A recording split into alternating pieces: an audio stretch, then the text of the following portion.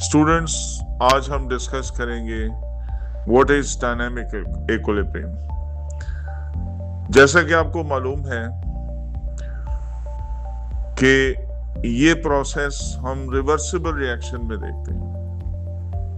So when a reversible reaction occurs in a close system से मुराद है कि जिस वेसल में, जिस कंटेनर में रिएक्शन हो रहा है वो बंद है, तो फिर रिवर्सिबल रिएक्शन के दौरान the forward and backward reactions happens at the same time and same rate। तो फॉरवर्ड और बैकवर्ड रिएक्शन एक ही वक्त में और एक ही रफ्तार से हो रहे होंगे। And the concentration of reactants and product remain constant. Reactant और प्रोडक्ट की कंसंट्रेशन कांस्टेंट रहेंगी, जीरो नहीं होंगी। The reaction looks still but is actually dynamic. देखने में ऐसा लगेगा कि रिएक्शन रुक गया है, लेकिन रिएक्शन रुका नहीं है। रिएक्शन में फॉरवर्ड और रिवर्स रिएक्शन मुसलसल हो रहे हैं और मॉलिक्यूलर लेवल पर हो रहे हैं। यहां पर हम मिसाल देते हैं हैबर्स प्रोसेस की। हैबर्स प्रोसेस में भी अमोनिया फॉर्मेशन होती है और ये अमोनिया फॉर्मेशन एक रिवर्सिबल रिएक्शन के जरिए होती है, जिसमें नाइट्रोजन हाइड्रोजन के साथ रिवर्सिबली कंबाइन करता है और अमोनिया बनाता है। स्टूडेंट्स, डायनामिक इक्विलिब्रियम के लिए जरूरी है कि रेट ऑफ फॉरवर्ड और बैकवर्ड रिएक्शन जो है वो बराबर हो। ये सब कुछ इतनी जल्दी नहीं हो जाता, स्पेशली ऐसे रिएक्शंस जो बहुत स्लो हों। ऐसे रिएक्शंस को सालों लग जाते हैं इन कंडीशंस के आने तक। अगर हम मिसाल दें फॉर्मेशन और डिकम्पोजिशन ऑफ अमोनिया की, तो रेट ऑफ फॉर्मेशन और rate of decomposition of ammonia जो है वो 400 डिग्री सेल्सियस और कैटलिस्ट की प्रेजेंस में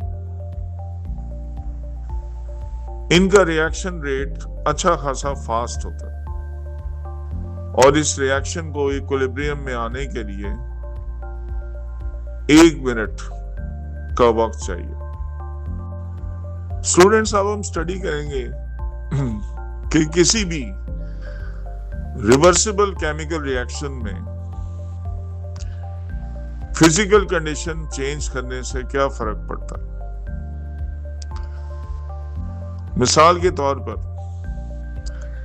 अगर हम अमोनिया फॉर्मेशन को देखें जो कि 400 डिग्री सेल्सियस और कैटलिस्ट की मौजूदगी में इक्विलिब्रियम में मौजूद है, इस रिवर्सिबल रिएक्शन में अगर हम रिएक्टेंट साइड पर नाइट्रोजन ऐड कर दें तो नाइट्रोजन के ऐड होने से ये जो रिएक्शन इक्विलिब्रियम में है इसकी इक्विलिब्रियम पोजीशन मेंटेन नहीं रहेगी, यानी इसकी इक्विलिब्रियम पोजीशन डिस्टर्ब हो जाएगी। इसकी इक्विलिब्रियम पोजीशन को मेंटेन करने के लिए नाइट्रोजन मजीद हाइड्रोजन के साथ रिएक्ट करेगा और अमोनिया बनाएगा। स्टूडेंट्स, अब हम मजीद इक्विलिब्रियम को डिस्टर्ब करेंगे अमोनिया गैस को निकाल के, यानी रिएक्शन जब इक्विलिब्रियम में आ जाएगा, जब रिएक्शन इक्विलिब्रियम में आ जाएगा तो हम रिएक्शन में से कुछ अमोनिया गैस को निकाल लेंगे। तो रिएक्शन को दोबारा इक्विलिब्रियम में आने के लिए नाइट्रोजन और हाइड्रोजन आपस में रिएक्ट करेंगे और मजीद अमोनिया बनाएंगे। स्टूडेंट्स, अब हम डिस्कस करेंगे कि अगर रिएक्शन इक्विलिब्रियम में है तो इक्विलिब्रियम स्टेट में टेम्परेचर को चेंज करने से उस पर क्या फर्क पड़ेगा। जैसे कि आपको पता है कि अमोनिया फॉर्मेशन एक एक्सोथर्मिक प्रोसेस है। इसमें अगर लोअर टेम्परेचर यूज करते हैं तो रिएक्शन फेवर करेगा फॉरवर्ड डायरेक्शन में और ज्यादा से ज्यादा अमोनिया प्रोड्यूस होगी, लेकिन rate of formation of ammonia slow होगा। अगर हम टेम्परेचर हाई करते हैं उससे रेट तो इंक्रीज हो जाएगा, लेकिन अमोनिया की प्रोडक्शन पर फर्क पड़ेगा। स्टूडेंट्स, अब हम डिस्कस करेंगे कि प्रेशर के चेंज करने से इक्विलिब्रियम पर क्या फर्क पड़ेगा। अगेन हम एग्जांपल देखते हैं अमोनिया फॉर्मेशन। अमोनिया फॉर्मेशन में प्रेशर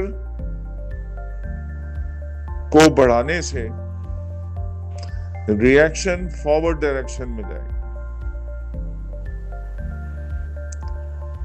तो प्रेशर के इंक्रीज करने से फॉरवर्ड रिएक्शन जो है वो इंक्रीज होगा। नेक्स्ट हम स्टडी करेंगे कि कैटलिस्ट रिवर्सिबल रिएक्शन पर क्या इफेक्ट करेगा। स्टूडेंट्स, जैसे कि आपको पता है कि कैटलिस्ट सिर्फ इक्विलिब्रियम पोजीशन पर रेट ऑफ रिएक्शन पर फर्क डालेगा, वो रेट ऑफ रिएक्शन बढ़ा देगा, लेकिन इक्विलिब्रियम पोजीशन को अफेक्ट नहीं करेगा। बल्कि कैटलिस्ट की प्रेजेंस सिस्टम को इक्विलिब्रियम में जल्दी लाने की कोशिश करती है और पूरे प्रोसेस को ज्यादा एफिशिएंट बनाती है। So this is all about today's lecture. मैं उम्मीद करता हूं आपको इस लेक्चर से भरपूर मदद मिली होगी अपने कॉन्सेप्ट्स को इंप्रूव करने में। अस्सलाम वालेकुम।